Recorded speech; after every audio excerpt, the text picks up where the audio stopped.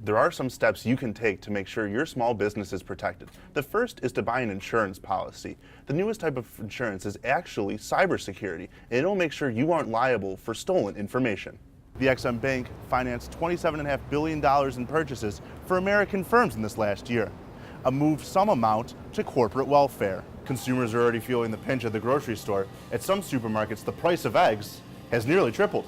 Plenty of police officers here in the nation's capital, allowing these spectators to feel more secure as they watch the festivities unfold. With over 30 different varieties and 6 ready to pick right now, Owen's Orchard's apples both look good and taste good. Ryan's main goal here in Washington is to convince members of Congress that people with diabetes should be allowed to serve their country in the armed forces. The Highway Trust Fund is soon to be flush with $8 billion in new spending power to keep highway construction crews working on our roads and bridges through October 29th. The 3-month bill is something obviously we did not want to have to do, but in order to keep those construction projects going, we did. The main source of fuel for the fund is the gas tax, which hasn't been changed since 1993. So with more fuel-efficient cars on the road, less money has been collected. While some lawmakers support simply raising the gas tax, Congressman Tom Reed sees the need for a more novel approach. I don't support increasing gasoline taxes. I will tell you, people at the pump pay an awful lot. They're traveling back and forth to work. That's a lot of money. So I get that. So we have to come up with an alternative way that we're going to rebuild America's roads. According to the U.S. Department of Transportation, 60% of roads in New York State are currently listed as in poor or mediocre condition. Almost 39% of bridges are structurally deficient or defunct. And all of this is costing the average New York motorist $403 in vehicle repairs. Congressman Reed suggests the long-term solution to these problems may come from overseas. You know, there's one pot of money that's of interest to me, the foreign earnings.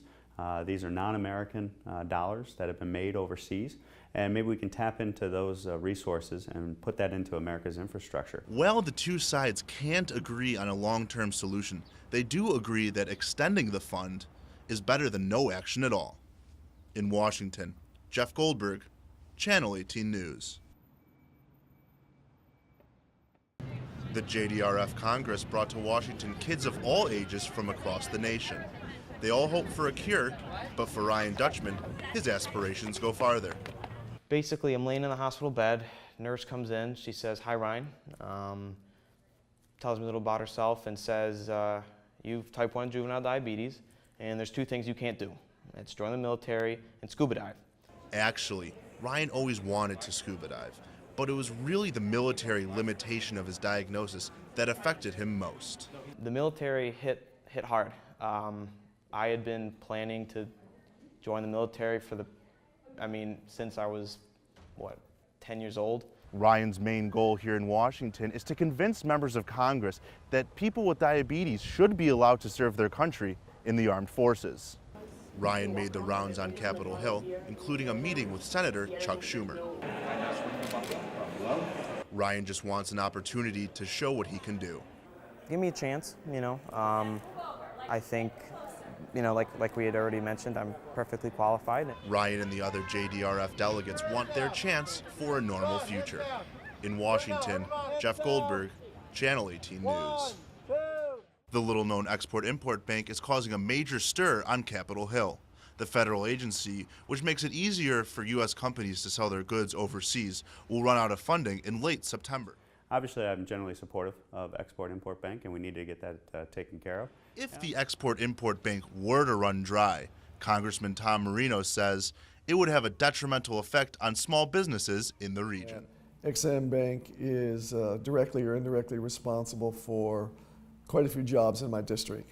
The Senate is making a last-ditch effort to save the bank's charter by attaching it to the must-pass Highway Trust Fund bill. But that's not a popular idea among House Republicans. My hope is that we keep these issues separate. Lumping bills together is generally something we're opposed to. The XM Bank financed $27.5 billion in purchases for American firms this past year, a move some say amounts to corporate welfare. We shouldn't even have the Export-Import Bank. All it does is pick winners and losers in the marketplace. President Obama disagrees. This should be a no-brainer. Nobody's presented to me a plausible argument as to why we wouldn't do this. Even if the Senate passes the bank authorization, it will leave little time for the House to act before the August recess. In Washington, Jeff Goldberg, Channel 18 News.